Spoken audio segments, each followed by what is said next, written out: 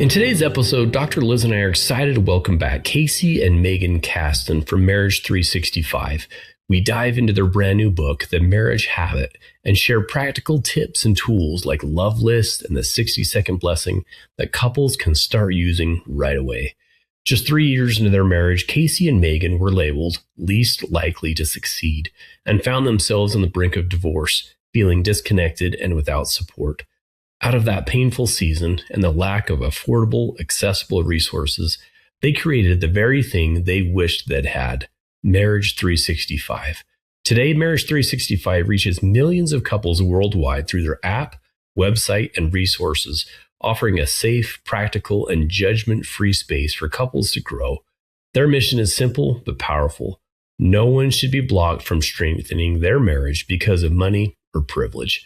You can find their work at marriage365.com. We hope you enjoy the show.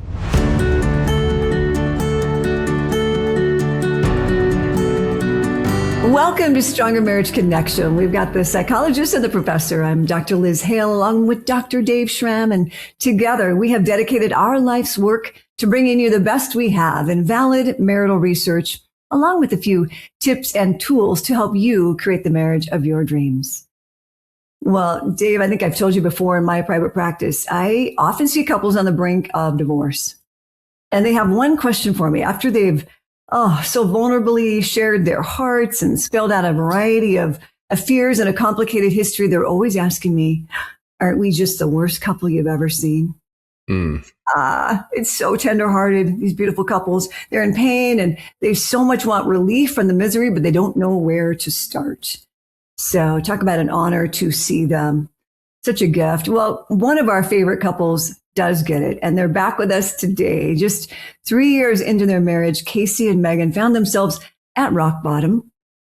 They were, I don't know who voted them this, it's kind of tongue in cheek, but they were voted the couple least likely to succeed and on the brink of divorce. Without affordable or accessible resources to guide them, they really struggled through trial and error to try to rebuild a connection and restore their relationship really all on their own. Well, their journey became the love and inspiration behind their platform, Marriage 365, inspiring couples around the globe to strive and thrive. What they have built leaves me spellbound. Welcome back to Stronger Marriage Connection, Casey and Meygan Caston.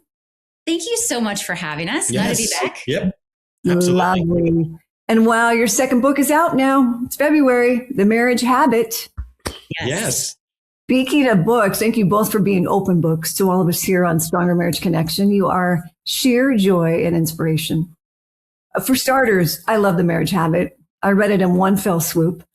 And it's really more of a handbook on how to implement a marriage operating system, which I think is so fascinating, similar to a business operating system that companies often use, right, to ensure their success. Describe to our listeners and viewers a marriage operating system, and how do we even begin to design one ourselves? Yeah, so the idea came because I work with a lot of entrepreneurs and they create success in their lives, in their business, by being very intentional, by creating an operating system to manage people, cash, execution, and strategy. So think like KPIs, and when are we doing strategic thinking, and what's our company culture look like? And that creates all of this success. And oftentimes that terminology is a business operating system. Like, what's the code that we're going to operate off of to create and handle success and scalability? And the idea is, when Meygan and I, when we were at rock bottom, we realized we had just been winging it in marriage. We had fallen for all the popular myths of love is all you need. And if it's true love, it shouldn't be this hard. And we just hoped and wished and fantasized that we're just going to eventually arrive at a happy marriage. And the turning point really became when we started being intentional in our marriage and finding what are the healthy habits of thriving couples. And early in our coaching practice, we realized, gosh, we would never run a business off hopes and whims, right? So why would we treat the most important relationship we have on this planet with such cavalier, just, whatever happens, like we're not being intentional or purposeful or proactive. And so, probably the ladies don't find the romance in a marriage operating system. But when I do talk to husbands, they make that connection really quickly. Like, oh, if I were to create these systems, these healthy habits into my marriage, I can actually create success and connection and friendship and all the fun and the loving feelings. Mm-hmm. I was really touched at the beginning of your book where you were describing a typical tussle between you and Meygan was at the stove, I think, cooking, had a baby at her feet, and you would just come in and she just said, are you going to help? And I just love, Casey, that you said is like, I just don't want to do this anymore. I want us to be better than this. And Meygan, you agreed. And that was just such a tender beginning. And I think we could have that beginning probably at any time, right? When we get stuck. Like, I don't want to do that. Can I have a do-over? Can I start again? A little bit like a repair. Yeah. I think that when we're hurting, it feels very hopeless. Like you said, couples are coming to you and they're saying, are we the worst you've ever seen? And in their minds, they're thinking they are. We thought the same thing. Is this all there is? It has to be better. People would have stopped getting married thousands of years ago if it was this bad, right? Like, who signs up for this? Yeah. There wouldn't be shows like The Bachelor and The Bachelorette. Like, if we all want this happily ever after, there's actually ways to get there. And I think that Casey and I, we have found there are these certain habits, these certain behaviors, yes, you could say an operating system that really are effective. And for anybody, like you don't have to have a degree in marriage. You don't have to be a sociology major, a psychiatry major. You can be just the average everyday couple because that's who we are too. Mm-hmm. And I love that you guys have said that even in the past that the couples that don't necessarily need more marriage therapy. It has its place for sure, but they need more marriage tools. So please unpack for us, Meygan and Casey, what you mean by that and why are habits the game changer? Can I start by saying, we are huge advocates for individual therapy. I think everybody in their lifetime, if they can afford it, if they can find someone, I think it's the most amazing gift that you can give yourself. Mm-hmm. With that said, couples therapy is tricky. And that's not just because, there's bad therapists out there. While there are bad therapists, but to get 3 people in a room aligned with just scheduling can be really difficult, right? And then just having a 50, 60-minute session, sometimes it takes 20 minutes to kind of unwind after the day and being with the kids. And then you're just getting into it. And then it's time to leave. So there's so many different facets. And I think, again, knowing that it's very expensive, there's a lot of couples who are already under financial stress. And then to add that component. And so that was one of our biggest issues was that we couldn't afford the therapy that we really needed. And we felt very discouraged that there wasn't a lot of resources. Now, this was pre-social media, pre-podcast, by the way. So there just wasn't a lot of resources when we were trying to rebuild our marriage. But what we've discovered is that a lot of couples think that therapy is the only option. And what we'd want to say is it's one option of many, and that there are healthy habits like we talk about in the book that can very much so help your relationship. Okay. And I want to add this is that, when we get about 200 to 300 DMs a day. We're hearing stories all the time of couples that are coming to us saying like, hey, we've been in therapy for years. We've spent thousands of dollars and we haven't seen the results because we go into the office and we just hash out all the painful moments of the past week. And so what we see in marriage is like it's like this train that's like shoving you in the very, small of your back that's pushing you forward. And, as a couple leaves that therapist's office, they've got to make another 50 decisions in the next couple days on how to parent, how to do meal plans, where are we spending our money? So the tools provide kind of this framework by which we can continue to doing life with some structure and even how do we repair, right? Because just ruminating over that painful past is not helpful until we start going through that process of repairing. As a marriage therapist, I might be able to help with the foundation of how did we get here? Where does childhood play a role if it does? And where's attachment? But to then have a gift of like the two of you and your platform, Marriage 365, and now this great new book on habits. I mean, what a gift for someone in my position to be able to give to couples and direct them. So I'm so grateful. We'll be right back after this brief message.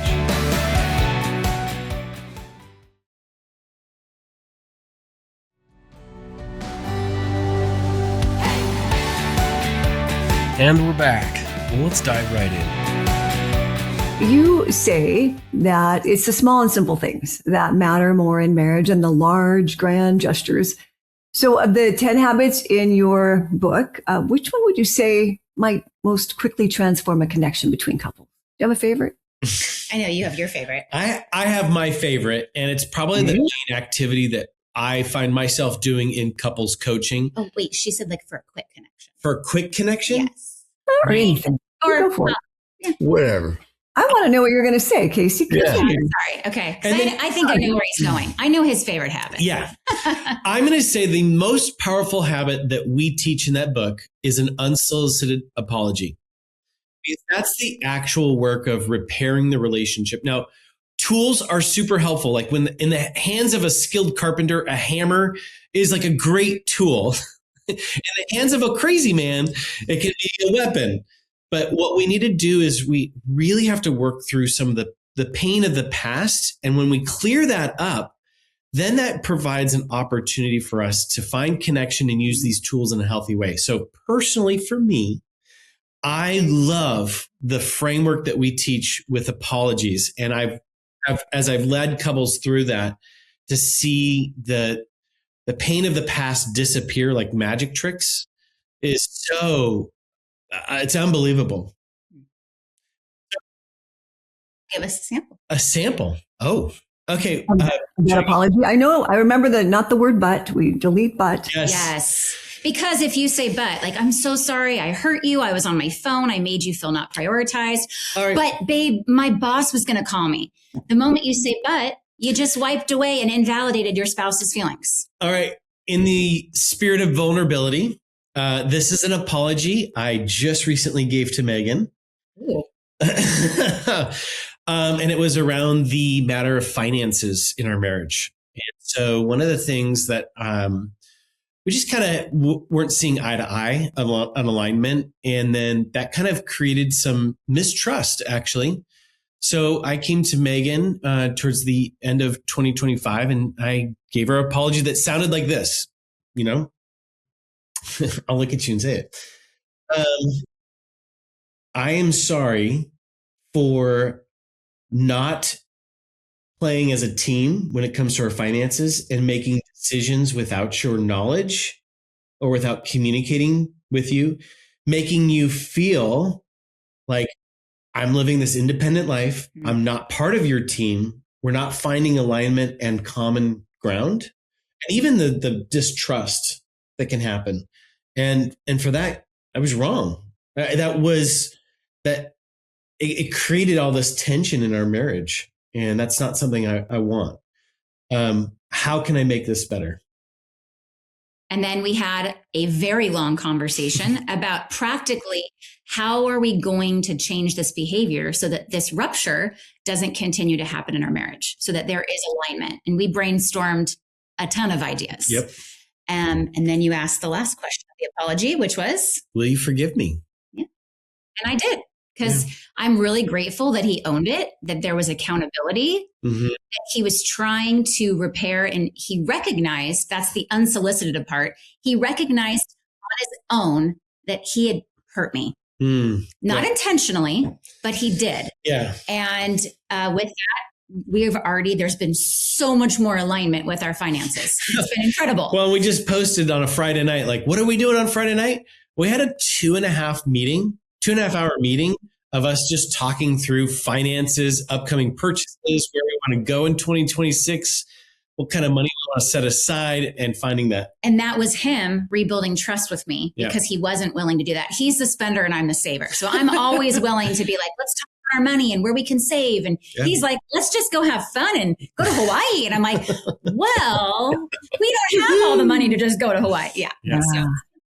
I could offer a similar apology, Casey. So I really appreciate your modeling that for me. I can see where I have a little guilt in that regard, living or acting a little single or independent. Yep.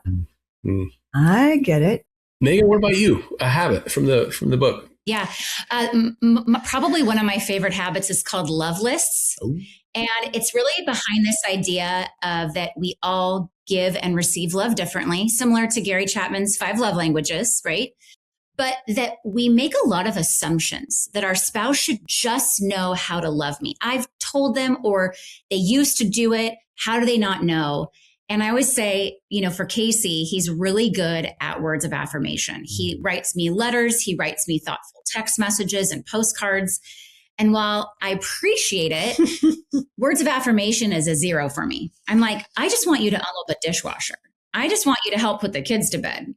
I'm an acts of service person. And so we were loving each other the way we wanted to be loved for years. Yeah. And I showed up as the biggest cheerleader, like, you're the most amazing person in the world. And I'm like, just go do something off of my to-do list.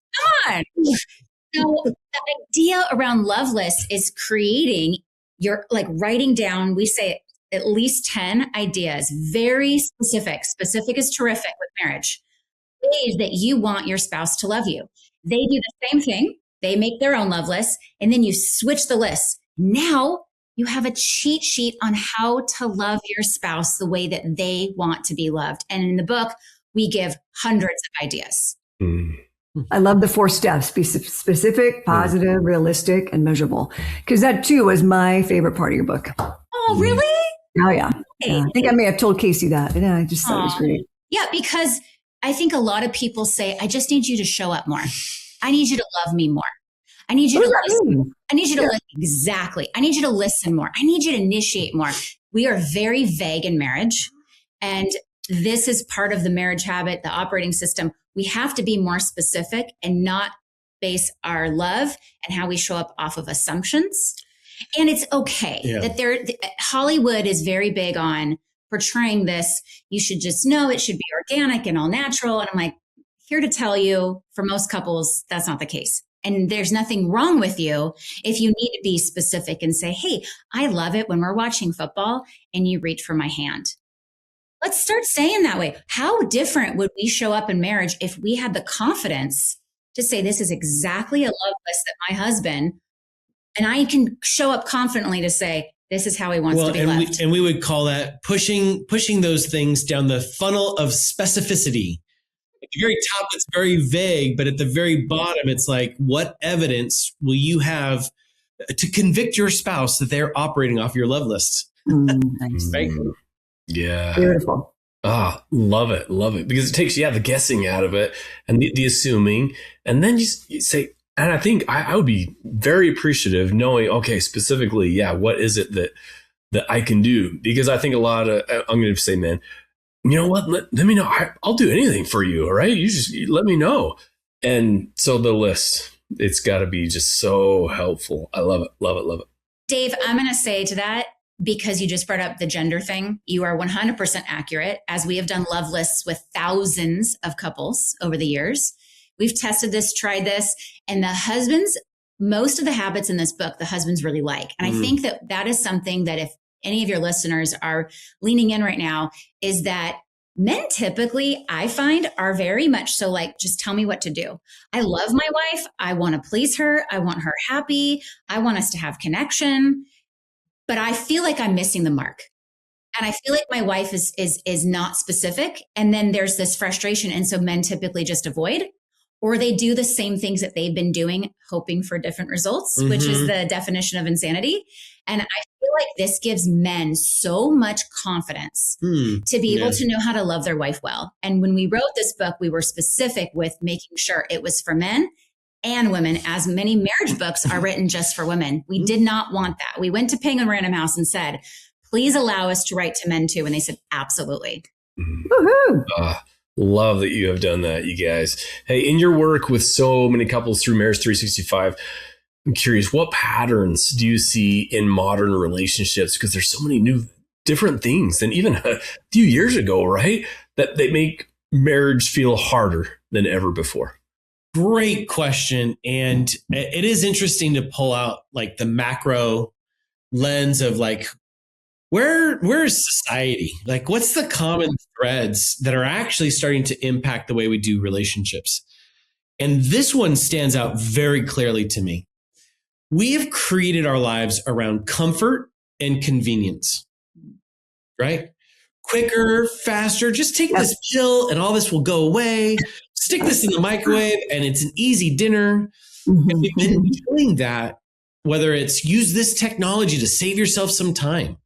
So we're chasing after like optimizing our life around comfort, around convenience. Here's the truth.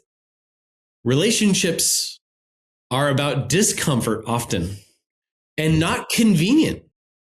So what I'm seeing for a lot of relationships is what's comfortable is avoiding issues. What's comfortable is coming home and just watching a show and binge watching. What's comfortable is really not leaning into like these difficult conversations that we need to have in relationships, like boundaries with in-laws. Which insurance plan should we pick? Who's going to be doing which chore? Those aren't convenient or comfortable. And so it was funny enough, we just did an event last night and someone said to us, we're just really just waiting for that time to arrive for us, but we never can find time for us. And it was like, just with this gentlest, softest blow, we just said, that's because you're not making time. Time does not just magically show up. And so what can happen is we kind of tend to settle in and we're becoming more emotionally lazy. Yeah. I would agree. Wow. Powerful. You can't just put a marriage on a bookshelf, right? Like a book, and hope it stays there because it won't. Mm-hmm. Yeah. Our calendar is a reflection of what we value and who we value. And if your marriage matters, you're going to make the time for it. You will say no to other things so you can say yes to each other. And that is definitely something that we've seen. Wanting comfort, easy, we're too busy. So it's not like they're purposefully hurting each other or growing apart. It's actually like these small daily decisions that are slowly making couples fall out of love and grow apart.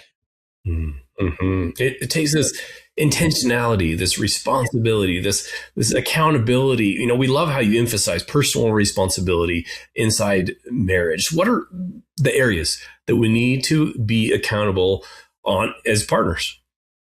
Well, absolutely. Number one, I think, should be your response to any kind of communication or conversation you have with your spouse. I always tell women and men I work with, your response is your responsibility. And if you don't like how you responded, then go inward and go, why did that trigger me? Why did I yell? Why did I shut down?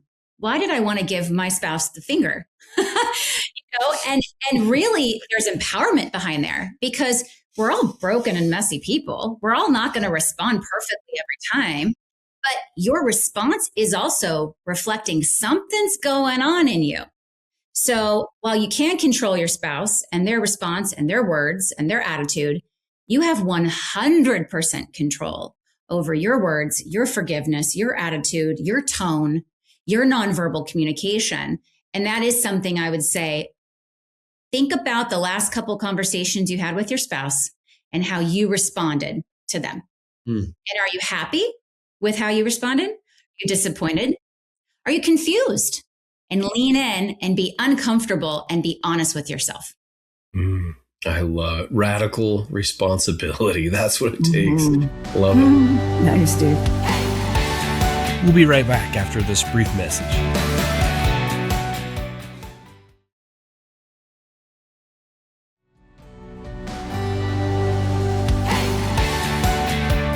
And we're back. Well, let's dive right in. Going back to calendars, I wanted to ask you, can you tell us a little bit about your calendars? I remember something about Wednesdays, right? Wednesdays, the kids are gone. Yes. I love that. Oh, yes. Wednesday. Quite literally. Yes, Wednesday. Our kids go to youth group and we schedule sex. Now, to clarify, we also make that a date night. So there's foreplay and dinner and usually a walk with the dog or a card game.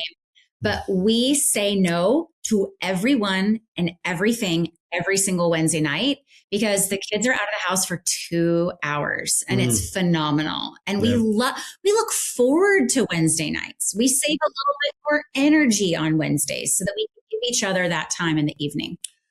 I do also want to say that, during one of my other favorite habits, I got 10 habits. They try to pick your favorite child. Yeah. I love them all. But the weekly marriage business meeting, again, is one of those habits where we've implemented and we've taught thousands of couples, millions of couples. This habit and the stories we get back are so powerful that when this is a habit that is introduced, where at the beginning of the week, we're being proactive at looking ahead and inserting, when are we going to have connection time? When do we have self-care time? When are we going to have family time? Oh my gosh, look at this day and all the responsibilities we're carrying. Let's make sure that we're gracious with each other. Oh, look, we've got some holes in the calendar. What would be the most important thing for us to do? And it just gives us that visibility. And one of the things, if you looked at our calendar, it looks like a rainbow threw up all over it because it's got all of these designations and who's going where, what time, reminders, activities that we're doing, podcasts we're on. And it just allows us to create space for what's the most important thing in our life and what are the things that we need to move forward work-wise, but also with family, rather than allowing life to just kind of carry us away with the tides that may not be going in the direction we would want to. Yeah. So we are advocates for scheduling sex because just like anything else that's a priority, sex to us is a priority. Now, here's the thing. We are just those people, maybe it's the season of life. We have 2 teenagers where if we don't schedule it, it just rarely happens. And so that's just where we're at. And so we always tell people, if you're having spontaneous sex, then you don't need to schedule it. But if you're struggling and you're like, man, we just don't have it enough, we want to make sure we have it more, consider it and don't knock it until you try it. Yeah. There's a typical day. It's got everything. Yeah. Oh, wow. Look at that. Yeah. And that level of intentionality is a discipline and it's a habit that at first is hard, awkward, weird. Wow, that you're feeling tension. I feel all the structure. But as soon as you recognize that within the constraint, within the discipline, you actually experience freedom. Well, now we'll fight if we don't do it. So now it's just a non-negotiable. Every Sunday night, 9:00, we sit down and look at our entire week. Nice. Good for you. And I'm sorry, I kind of missed that picture. So do you do something? Is it online? Is it like a Google calendar? We're both tapped into. Tell me, what do you use? Yeah. So we have a shared calendar where, for example, I have Meygan's email address loaded into my phone and I just turn on the calendar and everything else off. So that way I see her world and then same thing. She's got my email address and she sees my world. And really what's the most important is that we have this, we call it a single source of truth. This is our calendar. We're both looking at it. We're both inputting parts of our day into it. And that way, actually, when we're apart, I know what her day looks like. And for example, I've heard this so many times from couples. I try to text him throughout the day and then he doesn't respond back to me. It's like, well, do you know what's happening in his world? He may be in a meeting. He may be in a strategic call. There's lots of things going on. And people are angry that their spouse isn't texting them back right away. It's like, well, so now we have I have awareness of my day and I have awareness of Meygan's day. That's pretty cute. I have a very old-fashioned calendar still. I'm kind of embarrassed to admit. But it is, I love his day timer. I can't help it. I can't help myself. And my husband, I'll catch him before he leaves town. He works for United and he'll bring his phone over and he'll take a picture of my week. Oh, pretty tender. Yeah, I appreciate that. That means a lot to me. I think there's apps out there, but if you have, we both have iPhones, it's very easy to do. You can just chat it and say, ChatGPT, tell me how to add just my spouse's calendar, not their email. There's videos and tutorials, but yeah, there's so many resources now with technology. And listen, if you have a paper calendar and you take pictures and you find a way and it works for you, great. Just make sure, our advice would be just to align and make sure you're doing something together. That's right. I really love that. I appreciate that. Meygan and Casey, is there one habit that might have surprised you both and how transformative it became in your own marriage? Perhaps you've already mentioned that, but love to hear more about these habits. I know mine. Who do you want to go first? Oh, you go ahead, Meygan. Okay. Ooh. Mine would be the known position. Okay. It's actually your very first habit. The acronym. I love it. Acronym. It's not a sex position. People Nope. ask all the time, what? Nope. I don't know that position. That wasn't in my Common Future book. The known position is an acronym, KNOWN, and it stems from the fact that we all want to be known and our spouse wants to be known, but we do life side by side. So this is actually all about nonverbal communication more than anything else, which is so powerful, as you both know. And we do side by side. We drive in the car side by side, watch TV side by side. We typically, we're in bed on our phones or reading a book side by side. We brush our teeth side by side, and rarely do we actually turn towards each other. And so the known position is this idea that, we walk you through in depth, but it's like knee to knee, open body language, turning off all distractions. But what we've seen, because we do this at marriage retreats and we do this with couples coaching, there's like the defenses just come down instantly when you get in the known position.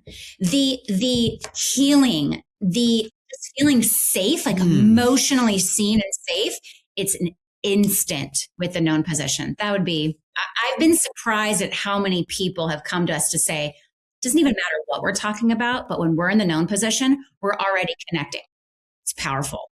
Knees is what I remember. Are you okay sharing? Is it okay, Meygan and Casey, to give this away? Yeah, the acronym. Yeah, please. Knees, I know, starts with K, knees, So and then knee to knee. So you're literally taking two chairs so that you can't really do it on a couch. It's pretty hard. So you want to be in chairs. So knee to knee.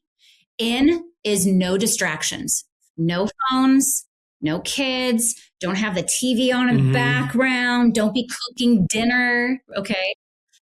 O is open body language. As men and women, we often cross our arms. Ladies like to cross their legs. Well, we get it. It really sends a message of, I am closed off emotionally. Even if you're not, unfortunately, non-verbally, that's what it communicates. So we would say, open arms. You could even put your arms on their knees, and then, ladies, make sure your legs aren't crossed. And then W is bring your whole self. Yeah. Don't be thinking about your to-do list or your work or the kids. Just come. You've already put yourself in the known position. Bring your whole self emotionally, spiritually, mentally, and physically. Like present and grounded. Be present. Yeah. Like don't share only half truths, just be there. So it's like being there with your whole self emotionally, but also physically.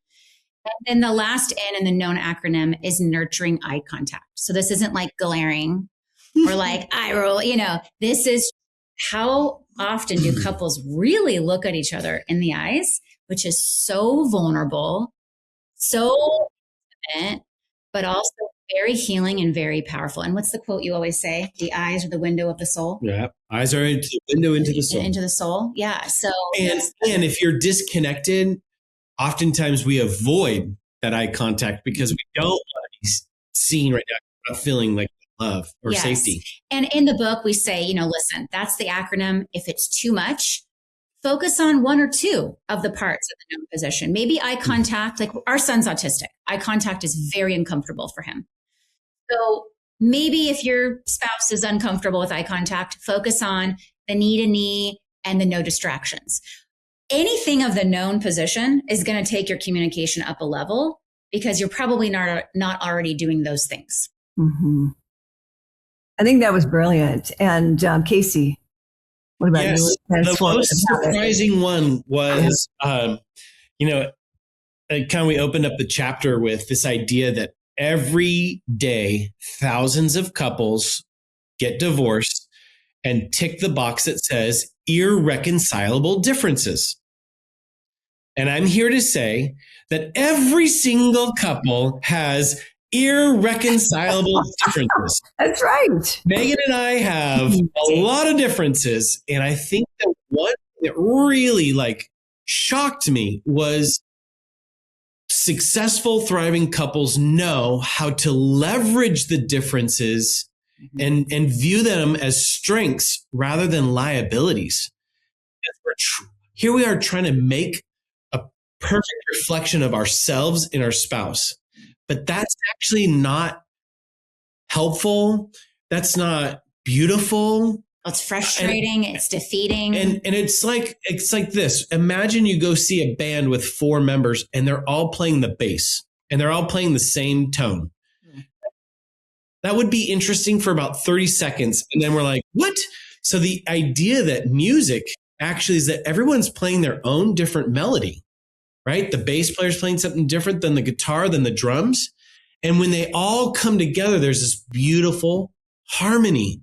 And so when we leverage masculine and feminine energy, when we leverage this idea of being a visionary versus someone who executes on a plan, someone who's very organized and someone who's very spontaneous, rather than letting that destroy, that's actually something really beautiful and beautiful for our marriage and beautiful for our kids to see those two kinds of energies at play. Irreconcilable differences. Let's celebrate. Oh, yep. It's an orchestra. That's beautiful. John Gottman talks about that, right? He says 69% of our differences are perpetual. Yep. Couples get so distracted on 69% on my board that I just changed it to 70. I just bumped it up. They wanted to know. They were just stuck on that. But they are perpetual. Those differences are they're not going to change. But how we come at them, that is what could change. How we treat each other and the difference. I think that's really nice. Well, my favorite tip, we've already said, was what you said, Meygan. Same thing of that love list. I just had not thought of that before. I've not really ever been a fan of the love languages. It's not something I give out just because we are so different, right? And I didn't find it nearly as helpful, but the way you do it, I think that's really brilliant. And love languages. I'm not knocking it, boy. Isn't that one of the best sold books around? And I love the forward on your book from that author. His name again? Love Languages, Gary Chapman. Thank you so much. That he's a fan of yours as well. So we love that. But I just love that you took it further. So well done on that. Yes. Yeah, I love it. Meygan, as you were talking about the, the known position and being right all in, and maybe even think sometimes at work. So I'm not with my wife, but when she calls, I find that talking with her, I literally have to turn away from my computer screen, roll my chair back, because there's so many distractions, especially if you're not face to face. Sometimes I'll have to close my eyes because there's so much in my office and just focus on her, because I think the greatest gift you can give your spouse is not necessarily your time, but it's your attention. You're all in attention. I'm locked in just on you. And my hand, there's no distractions or anything else. So I love that position, because it is, eye to eye, locked, and I'm with you. So, love it. And even at work, right? You can't have all of them, but man, I've got to be able to, when I'm talking with my wife, to really remove the distractions. Yes. And I think that even the fact, Dave, that you notice that about yourself, that you can be easily distracted, is so powerful. And that shows self-awareness, right? Because I think so many of us think that we can multitask. And regardless if you think you're doing a good job, it's a great question to ask your spouse. Do you feel like I gave you my undivided attention? Oh, wow. Ooh. And just now, you got to be willing to hear their answer. Get ready. But here's the thing: going back to that uncomfortable conversation, hopefully you'll learn something from it. And I asked, I think I can multitask very well. And what I love about a lot of these habits in the book is that you can actually do them with your children. So we have 2 teenagers; they're very distracted. But I will get in the known position with my kids as best I can, and be like, when they're struggling, or when they want to talk, or when I want to talk about something serious. And it's amazing, the comfort level. Again, defensiveness, and even just the noise, the mental load that we have in our heads kind of just starts to come down. And you're like, okay, we're present with one another right now. You're the only person in the room that matters right now. It's powerful. We'll be right back after this brief message.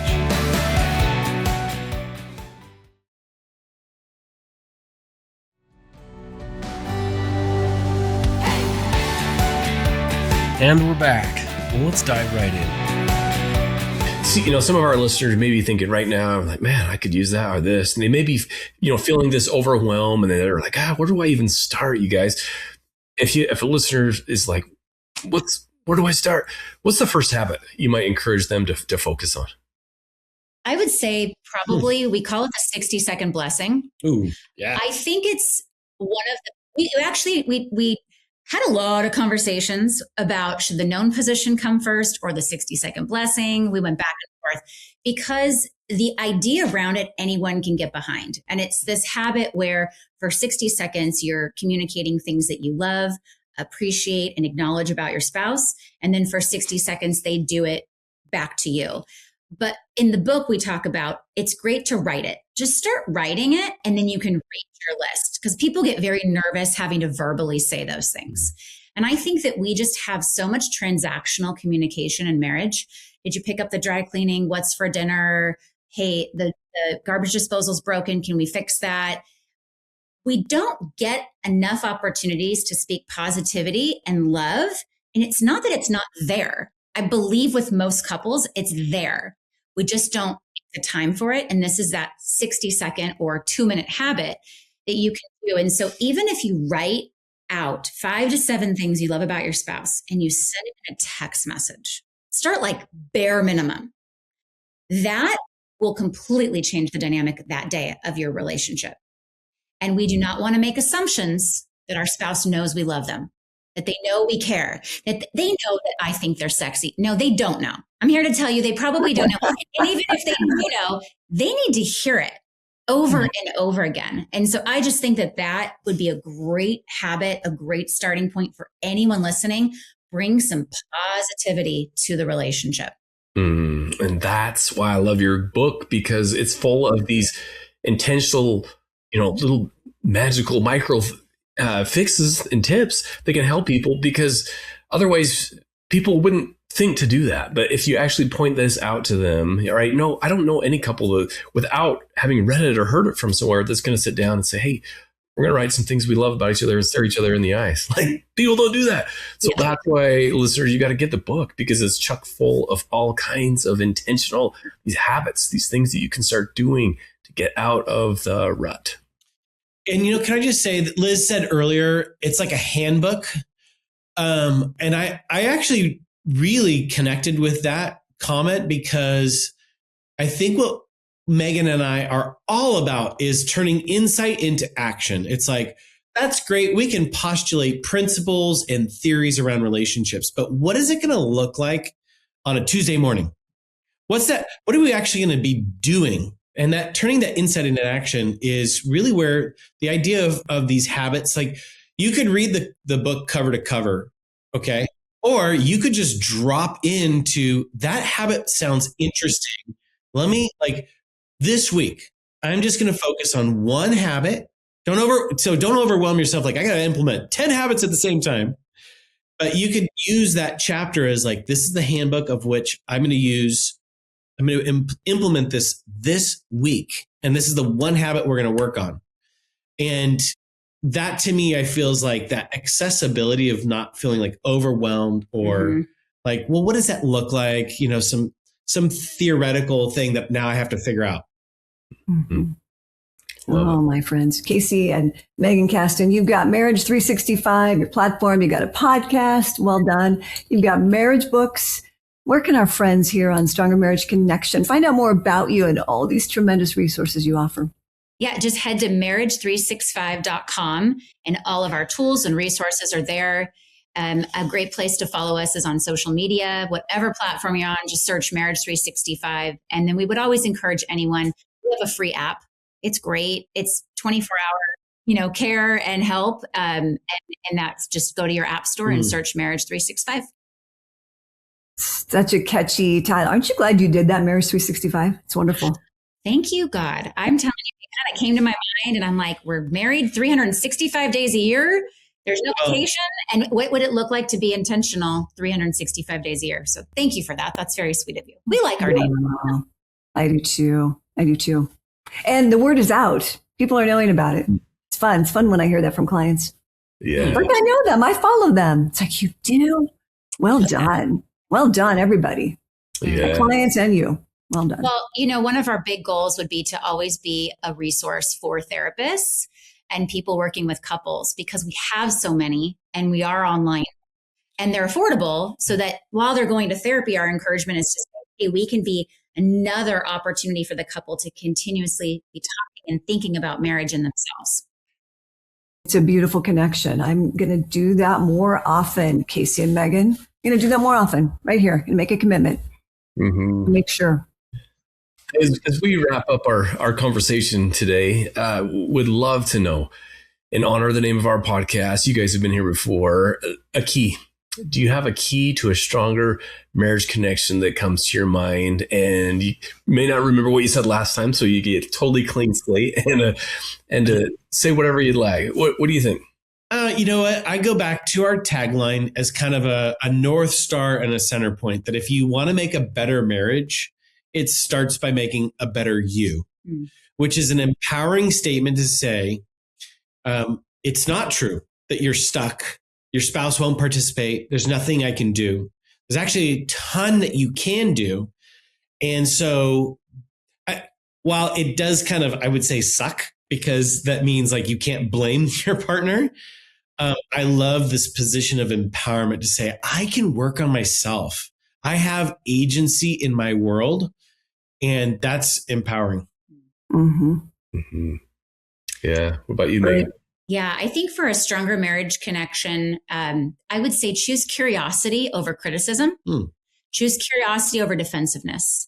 It will go so far in your life about everything. We get so hurt and we want to defend ourselves. We want to be critical. But choosing curiosity really opens the door to learn. We all should be learning every single day about ourselves and our partner and the world around us. And I'm seeing this trend of closed-mindedness and just very black and white thinking. And that's very dangerous in relationships, because there is a lot of gray area and there's a lot of unknown. And I think that if we showed up with a curious mind and a curious heart, I do believe a lot of marriages would succeed. Yeah. Wow. Well said. Right. Curiosity. Love it. Yeah. What about a take-home message? And it may be something similar. We call it a takeaway of the day, something that you hope our listeners will remember from our discussion today. Success comes from being proactive and intentional in our lives. And I want you to know, like, if we want to win where it matters most, it's great that you've created success and maybe in your career or in other different domains, but don't neglect being intentional. And even if it feels unromantic, to lean into, how do I create structures inside of my marriage and rhythms that mean that, like, every week we know we're going to connect or have sex on Wednesdays, right? And creating that rhythm. That to me is like, that intentionality is one of those pieces where, again, if we want to go towards convenience and comfort, that's kind of like the opposite of being intentional. Yeah, love it. I'd want anyone listening to know that they should never feel bad if they don't know what to do. That the desire to have a good marriage is a wonderful thing, but now we have to go act on it. And obviously in our book, we give you habits. I know you guys on your podcast give these things, but don't ever feel ashamed or embarrassed because you don't know what you're doing, because a lot of us don't know what we're doing. We didn't know what we were doing. And I just think there's so many people listening that just feel very alone and embarrassed and ashamed. And I just want to tell you, you don't have to live that way anymore. And that there is hope and there are resources and there are people like all four of us that want to help you. And there are solutions. Wow. Well said, both of you. Yeah. Liz, what about you? What's your takeaway of the day with Casey and me? I love the Marriage Habit Handbook. I just think it's exceptional. And maybe my favorite thing that I've heard today, we've discussed and read, of course, in your book, is my response is my responsibility. As you say, Dave, that radical responsibility. Beautiful. Dave, what about you, my friend? Did I take yours? These are so many great tips. I love the specific is terrific. Did I get that right? Yeah, isn't that clever? Super catchy. Love So that. clever. And I love the idea of the love lists of actually being, it's more than a language. It's actually, spelling out, here's what I would love more of. Or, I mean, how many of our spouses, partners would want that? I know I would. So to hear something, I absolutely love it when you, and then fill in the blank. I mean, brilliant. But so few of us, do that. So I hope that our listeners, we're talking to you, that we've had a great discussion, but I hope that you have found, a little inspiration, a little nudge, a little feeling here that there is hope, that you can. There's so many more resources than ever before today. So don't be ashamed of where you're at. Every relationship can get better. I love, what was it Casey pointed out? We all have these irreconcilable differences. We all have differences, and that's okay. And some of these we can turn into strengths, and some of them we're just going to be different. But appreciate our differences. That's really what makes us unique. So all kinds of great information, you guys. So thank you, huge thanks, sincerely, to you both for dedicating, huge chunks of your lives, your career, to really just trying to make marriages better, trying to make people better, giving them hope. Sincerely, thank you for what you're doing. Well, we're humbled by just being able to share our passion. You guys are like titans to us, and your level of expertise and your ability to speak to so many people into health and encourage them in the relationships. And kind of what we started before we hit record is, if we're going to change our culture to celebrate marriage and family values, not even as a conservative, like political thing, but just to say like, hey, if we want to see the American dream live on, we have to espouse these in culture. And it's going to take a lot of us to really turn the tide and say marriage as an institution is an amazing thing. It's not the ball and chain. It should be the butt of all jokes. It's something to be celebrated and honored. Yeah, well said. Yeah, marriage truly matters. You guys are great. Thanks for coming on again. Let's do this again sometimes. You guys have been so fantastic. Yeah, we enjoy our conversations. The time always goes way too fast, but thanks again for coming on. Okay, that's all our friends for now. Thanks so much for tuning in. We'll see you next time on another episode of the Stronger Marriage Connection podcast. And remember, it's the small and simple things that create a stronger marriage connection. We'll see you next time. Thanks for joining us today. Hey, do us a favor and take a second to subscribe to our podcast and the Utah Marriage Commission YouTube channel at Utah Marriage Commission, where you can watch this and every episode of the show. Be sure to smash the like button, leave a comment, and share this episode with a friend. You can also follow and interact with us on Instagram at Stronger Marriage Life and Facebook at Stronger Marriage. So be sure to share with us which topics you loved or which guests we should have on the show next.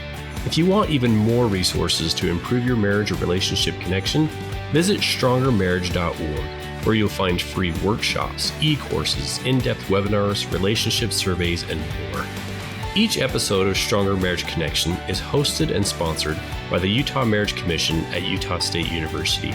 And finally, a big thanks to our producer, Rex Polanis, and the team at Utah State University, and you, our audience. You make this show possible. The opinions, findings, conclusions, and recommendations expressed in this podcast do not necessarily reflect the views of the Utah Marriage Commission.